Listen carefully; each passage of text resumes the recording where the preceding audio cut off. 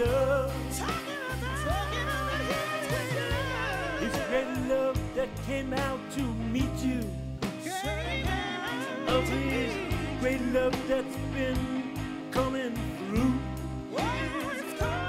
Of his great love that's been coming out to entreat you. Of his love that's been coming through.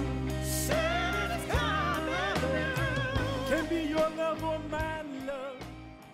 Can be his love or her love. Shalom, I am Rabbi Shaul Praver. You're watching Rabbi Rock.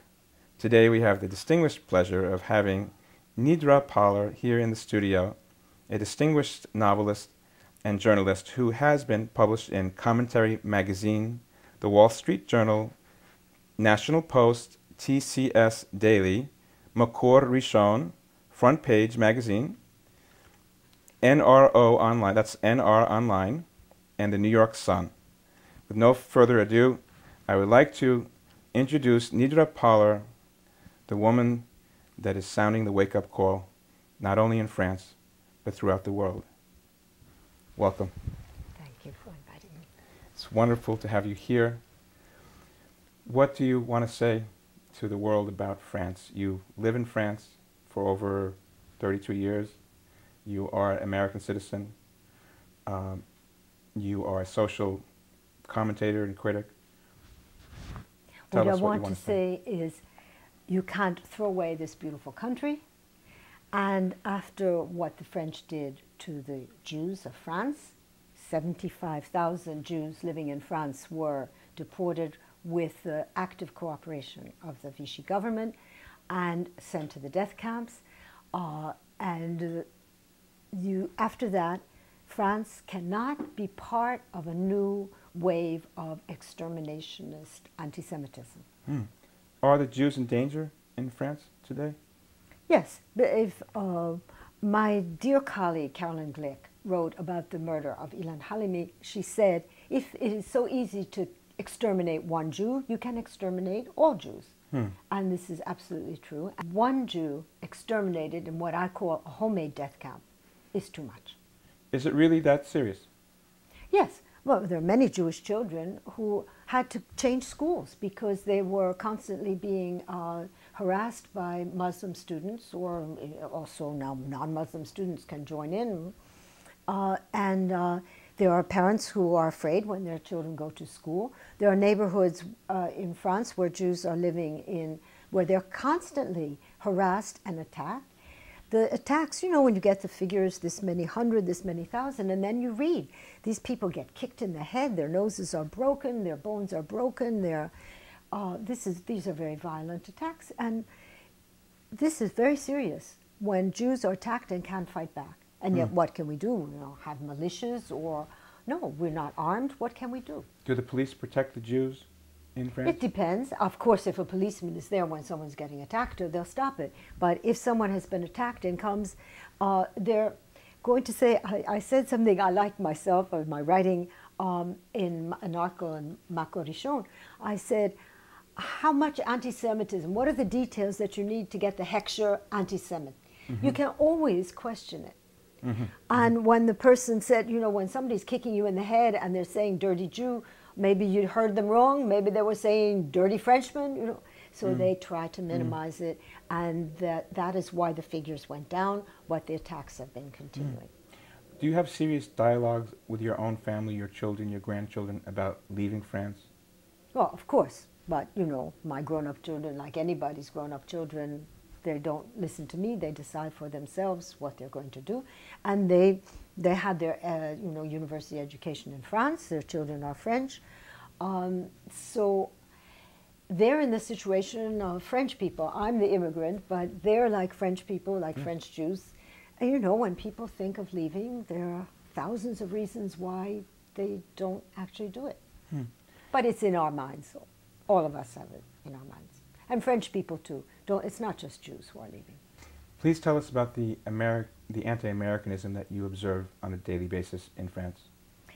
You know, in September 2000, with the beginning of what I call the Jihad Intifada, there was a horrible outburst of anti-Semitism in France, masked as anti-Zionism, but attacking synagogues and so on. And I seriously was thinking about that and seriously troubled, and I was saying, sort of consoling myself one day and thinking, well, they could also attack me not as a Jew. It's not always written on my face, pretty much, but not always. They could attack me as a woman or as looking bourgeois, whatever. And it happens by great luck that I was in the United States for 9/11. And I got back to France on the 18th of September, and the anti-Americanism started. It's very similar to the anti-Zionism. The same terms, the anti-Semitism, it's all mixed up, and it's all the same kind of thing. It's jealousy, it's resentment, the same mental confusion, ethical confusion. So let me get this straight. A lot of other countries were sympathetic to the Americans and felt bad for us after 9/11, but France didn't. For a little while they did. Oh. But, French people are a bit theatrical, and they like to see themselves showing emotions and so on, and then they're sincere. I mean, I'm not going to deny that. People called me, "Are you all right? Is your family all right?" But immediately, believe me, immediately, they started criticizing the American response, right?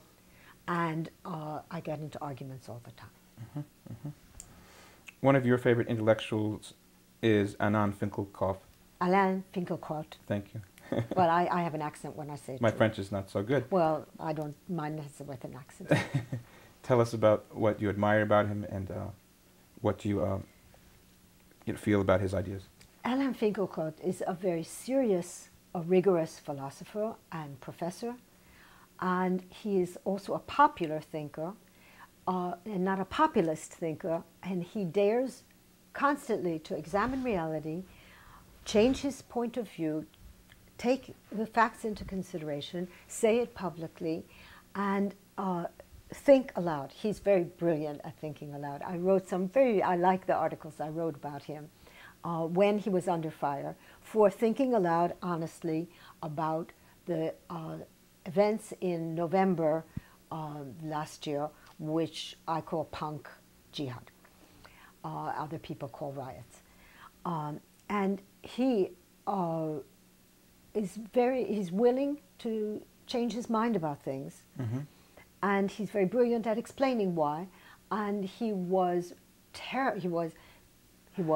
trapped by Haaretz, who did an interview and then manipulated it, and with funny kinds of translations and retranslations back into French.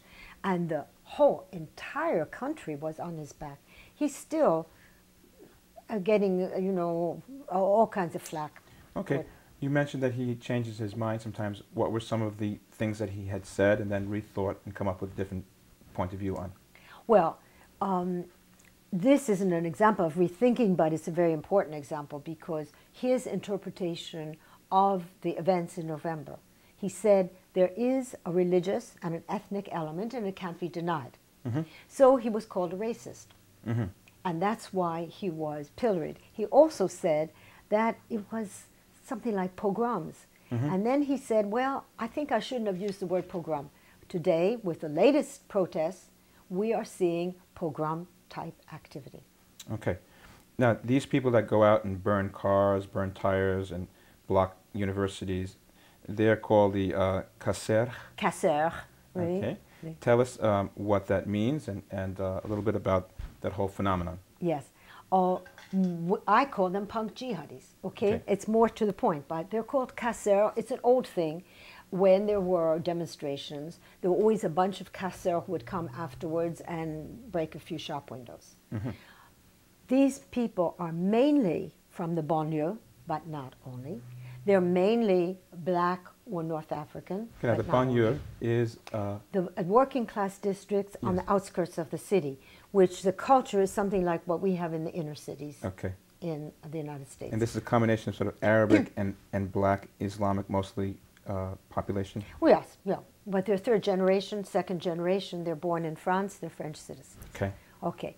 And this has become an enormous phenomenon, not a little thing. The same ones who did, I mean, how many thousands of cars did they burn? You know that they don't even tell the whole truth about the damage that was done. How many schools were burned? How many libraries were burned? And they started again. And the interesting thing is, they hooked on to that movement, supposedly a student protest, right? It brought them into the center of Paris. It brought them to the Les Invalides, which is right next to the Parliament, the Assemblée Nationale. And one day, they showed it on the television, they smashed, bam, smashed cars all over the place.